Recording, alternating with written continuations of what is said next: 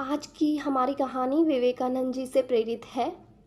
विवेकानंद अपने गुरु से विशेष लगाव रखते थे। जब उनके गुरु रामकृष्ण परमहंस की मृत्यु हुई, उसके पश्चात उन्होंने अपने गुरु के कार्यों को आगे बढ़ाने, उनकी शिक्षा, उनके आदर्शों को जन जन तक पहुंचाने का संकल्प लेते हुए विदेश जाने का निश्चय किया।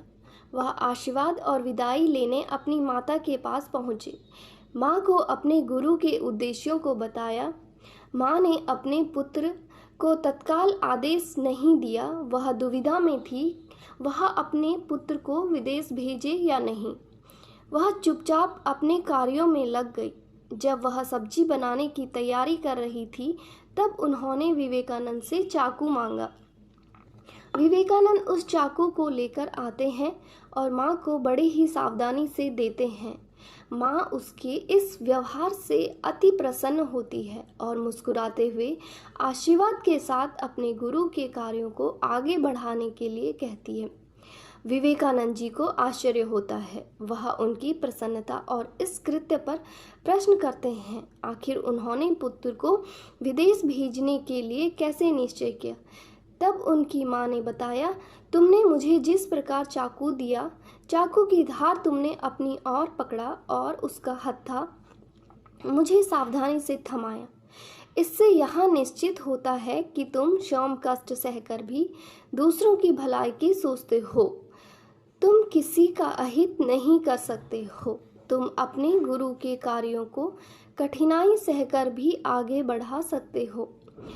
माँ की इस परीक्षा के आगे स्वामी विवेकानंद नतमस्तक हुए और माँ शारदा से आशीर्वाद लेकर वह जन कल्याण के लिए गुरु के कार्यों के लिए माँ से विदा लेकर घर से निकल गए। हमारी दूसरी कहानी है शिक्षा से समाज सेवा। एक समय की बात है, स्वामी विवेकानंद अपने आश्रम में वेदों का पाठ कर रहे थे। तभी उनके पास 4 ब्राह्मण आए। वह बड़े व्याकुल थे। ऐसा प्रतीत हो रहा था कि वह किसी प्रश्न का हल ढूंढने के लिए परिश्रम कर रहे हैं। चारों ब्राह्मण ने स्वामी जी को प्रणाम किया और कहा, स्वामी जी, हम बड़ी दुविधा में हैं। आपसे अपनी समस्या का हल जानना चाहते हैं। हमारी जिज्ञासाओं को शांत करें। स्वामी जी ने आश्वासन दिया और जानना चाहा, कैसी जिज्ञासा, कैसा प्रश्न है आपका? ब्राह्मण बोले, महात्मा, हम चारों ने वेद वेदांतों की शिक्षा ग्रहण की है। हम सभी समाज में अलग अलग दिशाओं में घूम कर समाज को अपने ज्ञान से सुखी, संपन्न और समृद्ध देखना चाहते हैं। इसके लिए हमारा मार्गदर्शन करें।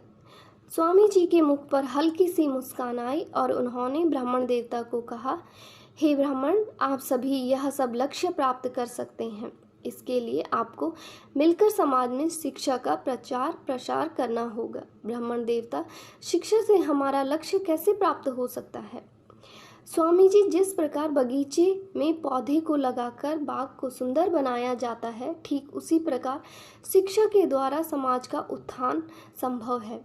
शिक्षा व्यक्ति में समझ पैदा करती है, उन्हें जीवन के लिए समृद्ध बनाती है। साधनों से संपन्न होने में शिक्षा मदद करती है। सभी अभाव को दूर करने का मार्ग शिक्षा दिखाती है। यह सभी प्राप्त होने पर व्यक्ति स्वयं समृद्ध हो जाता है। ब्राह्मण देवता को अब स्वामी विवेकानंद जी का विचार बड़े ही अच्छे ढंग से समझ में आ चुका था। अब उन्होंने मिलकर प्रण लिया, वह अपनी शिक्षा का प्रचार प्रसार समाज में करेंगे। यह उनकी समाज सेवा होगी। तो दोस्तों, ये कहानी आपको कैसी लगी मुझे कमेंट सेक्शन में ज़रूर बताइए। और अगर कहानी पसंद आई हो तो लाइक, कमेंट और सब्सक्राइब करना ना भूलें। धन्यवाद।